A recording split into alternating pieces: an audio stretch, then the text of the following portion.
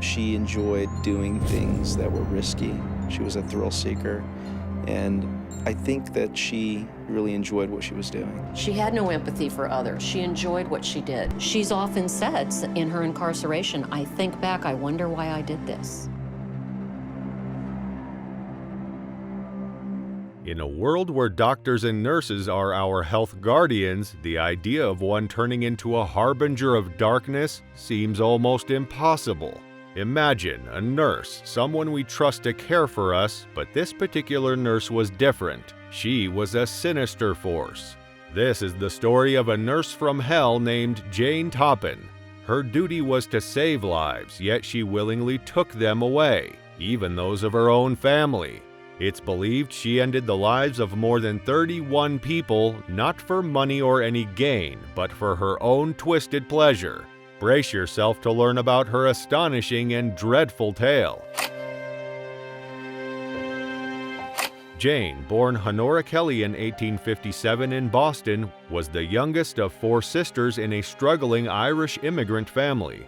Tragedy struck early, losing her mother to tuberculosis when she was just a year old. Her father, Peter Kelly, a tailor, spiraled into madness, even sewing his own eyelids shut. Honora's life took a strange turn as she became an indentured servant to Mrs. Anne C. Toppan in Lowell, Massachusetts. The Toppans changed her identity, portraying her as an Italian orphan to avoid Irish stigma. And so, Jane Toppan emerged, a name less burdened by ethnicity. Despite her hardships, Jane excelled in school and built strong friendships. However, her physical appearance became a source of insecurity as she gained weight in an unflattering manner. Yet, beneath the surface, signs of a sociopathic nature were already apparent. When she reached the age of 18, Jane Toppan accomplished an important milestone by graduating from Lowell High School.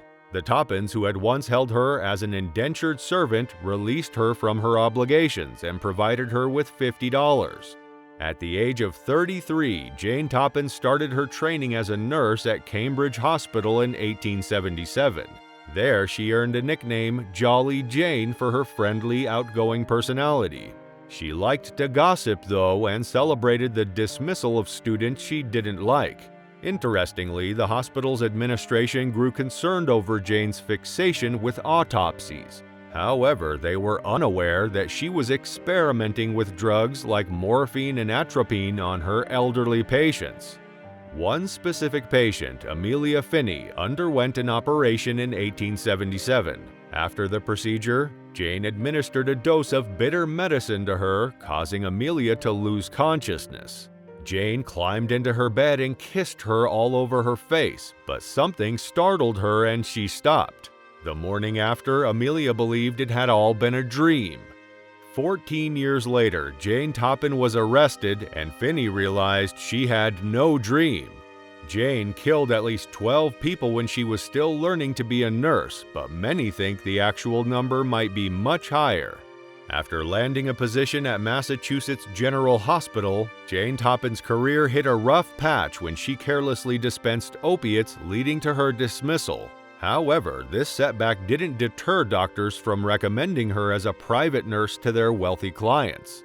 Away from her professional life, she immersed herself in beer, dirty humor, and fervent gossip, even showing discord among her friends. Remarkably, to both doctors and patients, she presented herself as a competent and caring healthcare provider. As a nurse, Jane Toppan earned a handsome $25 per week, a significant sum at a time when the average weekly wage for women was just $5. Yet, underneath her seemingly skilled demeanor, she confessed to deriving a perverse pleasure from climbing into bed with her patients as she ended their lives. Even those close to her weren't safe from her malevolent intentions. She befriended her elderly landlord and his wife, only to systematically take their lives one by one. Her chilling justification, they had become feeble and fussy, a situation she deemed intolerable. Her disturbing outlook was evident when she told her nursing school peers that keeping old people alive served no purpose. In 1889, a 70-year-old named Mary McClear fell ill during a visit to Cambridge. Her doctor entrusted Jane Toppan, whom he described as one of my best nurses, to care for her. Tragically, Mary fell victim to Jane's poison. Just a month later, Jane took an even darker turn. She murdered a close friend using strychnine, all to secure her friend's position as the dining hall matron at St. John's Theological School in Cambridge. Jane succeeded in assuming the role, but her tenure was short-lived. Complaints about her incompetence and missing money couldn't be ignored by the school's administration. As the sinister web Jane Toppan was weaving grew more intricate, her actions became harder to hide. And one of her victims was her own foster sister, Elizabeth. They used to live in the same house they grew up in. Sometimes Elizabeth would invite Jane over to visit. Yes, you thought it right. Even her own sister wasn't safe from her twisted intentions. But hold on, because we're about to delve even deeper into the chilling story. If you're eager to uncover the shocking details of what transpired, hit that subscribe button now. Now, in the summer of 1899, Jane was on a vacation at Buzzards Bay. Elizabeth was feeling really sad, and Jane thought it was a good chance to carry out her plan. So, she invited Elizabeth to come to Cape Cod for a little trip. But this trip turned into a nightmare. Jane packed a picnic with food like cold corned beef, taffy, and mineral water. But as she intended, she put poison in the water. So, when Elizabeth drank it, she got really sick and passed away. Jane later said, "I held her in my arms and watched with delight as she gasped her life out." By 1901, people were getting suspicious of Jane. There was a detective who thought she might be involved in some strange deaths.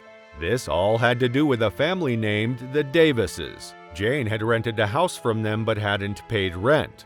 When the wife of the Davis family, Maddie Davis, came to collect the rent, Jane poisoned her too. But that's not all. She moved in with the Davises and caused the deaths of the dad, Alden, and his daughters, Minnie and Geraldine. But at last, in the summer of 1902, she was exposed and a trial was held for the murders committed by Jolly Jane Toppan. During the trial, she admitted to her lawyer that she had killed at least 31 people, and maybe even as many as 100. Jane claimed that her killing spree began because of a boyfriend who broke up with her when she was just 16. She received a promise ring from a man who worked in Lowell, but he moved away to Holyoke, Massachusetts, and fell in love with someone else. She explained, "If I had been married, I probably wouldn't have killed all those people. Having a husband, children, and a home would have kept me busy." The trial happened at the Barnstable County Courthouse and lasted for about 8 hours. Shockingly, the jury only needed 27 minutes to decide that Jane Toppan was not guilty due to insanity. As a result, she was sent to Taunton State Hospital, where she spent the rest of her life. She passed away on August 17, 1938. Some of the hospital attendants remembered Jane, who had a disturbing habit. She would call them into her room and smile, saying things like, "Get some morphine, dearie, and we'll go out in the ward. You and I will have a lot of fun seeing them die." This chilling statement reflected the twisted mindset of a woman who had caused so much pain and suffering during her life. While the horrors of people like Jane Toppan are deeply unsettling, it's a relief that their dark actions are no longer able to cause harm. Individuals with such sinister intentions can indeed pose a threat to the world. If you're intrigued by the unsettling tales of the world's darkest corners and the people who hide in them, make sure to subscribe to our channel. Don't forget to hit the like button to show your interest in exploring the chilling truths.